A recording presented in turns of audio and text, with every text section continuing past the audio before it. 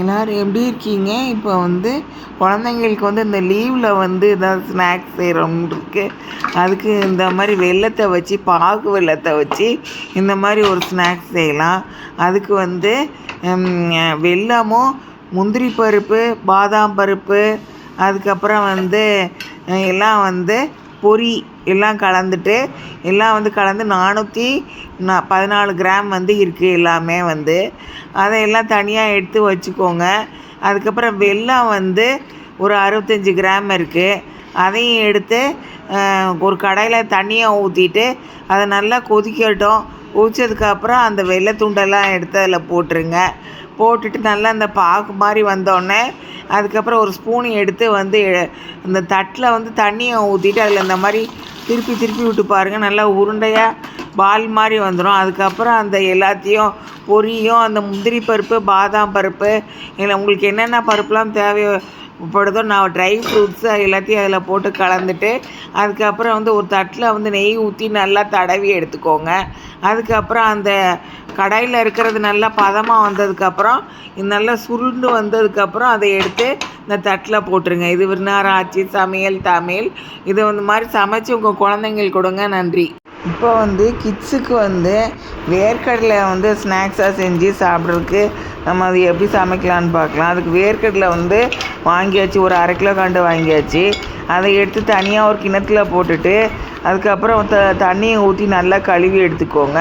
அதை நல்லா கழுவிட்டு அதுக்கப்புறம் ஒரு குக்கரில் ஒரு 1/2 ஸ்பூன் டீஸ்பூன் உப்பு போட்டுக்கோங்க. அதுக்கப்புறம் அந்த வேர்க்கடலை கழுவுனதெல்லாம் எடுத்து அந்த குக்கரில் வச்சுட்டு ஒரு 200 ml தண்ணியை எடுத்து ஊற்றிட்டு அதுக்கப்புறம் கேஸ் ஸ்டவ் ஃப்ளேம் ஃபஸ்ட்லேருந்தே மீடியத்தில் வச்சுருங்க. மீடியத்தில் வச்சு ஆவி வந்தோடனே வெயிட்டை போட்டு அதுக்கப்புறம் கேஸ் ஸ்டவ் ஃப்ளேம் சிம்மில் வச்சுட்டு ஒரு 10 நிமிஷம் வச்சுட்டு அதுக்கப்புறம் ஆஃப் பண்ணிடுங்க. நன்றி. இப்போ வெங்காய வடகம் நாங்கள் சேல்ஸ் பண்ணுறோம். அதை கொரியரில் அனுப்பி வைக்கிறோம். வாட்ஸ்அப் மட்டும் பண்ணுங்கள். கடாயில் எண்ணெய் ஊற்றி நல்லா கொதி வந்தோடனே அதுக்கப்புறம் கேஸ் ஸ்டவ்வில் மீடியத்தில் வச்சு அந்த வெங்காய வடகத்தை எடுத்து அந்த இதில் போட்டுருங்க. அந்த எண்ணெயில் அது நல்லா கொஞ்சம் லேசாக ப்ரௌனாக வந்ததுக்கப்புறம் எடுத்து தயிர் சாதம், ரச சாதம், சாம்பார் சாதம் சாப்பிட்லாம். நன்றி. தர்பூசணி ஜூஸ் எப்படி செய்யலான்னு பார்க்கலாம். அதுக்கு தர்பூசணி சூப்பர் மார்க்கெட்டில் ஒரு இது சின்னதாக ஒன்று வெட்டி வாங்கி வந்தாச்சு. அது மேலே இருக்கிற அந்த கவரை பிரிச்சுட்டு அதுக்கப்புறம் அந்த தர்பூசணியை இந்த மாதிரி வெட்டி வெட்டி எடுத்துக்கோங்க. அதுக்கப்புறம் கத்தியை வச்சு நல்லா இந்த இது தோல்லையும் படாமல் கொஞ்சம் மேட்டாப்பில் இந்த மாதிரி வெட்டி எடுத்துக்கோங்க. இந்த மாதிரி வெட்டி எடுத்துகிட்டு அதுக்கப்புறம் அதை எடுத்து தனியாக ஒரு மிக்ஸி ஜாரில் எடுத்து அதில் போட்டுருங்க. குட்டி குட்டியாக வெட்டி போட்டுருங்க. போட்டுட்டு அதுக்கப்புறம் மிக்ஸி ஜாரில் மெஷரிங் கப்பில் 1/2 கப்பு சீனி எடுத்து போட்டுக்கோங்க. இல்லை சீனி இல்லைன்னா நாட்டு சக்கரை வேணால் நாட்டு சக்கரை எடுத்து போட்டுக்கோங்க. போட்டுட்டு அதை மிக்ஸி ஜாரில் அதை இது பண்ணுங்கள். அதை ஆன் பண்ணி விட்ருங்க. அது நல்லா ஓடி நல்லா ஜூஸ் மாதிரி பிழிஞ்சிரும்.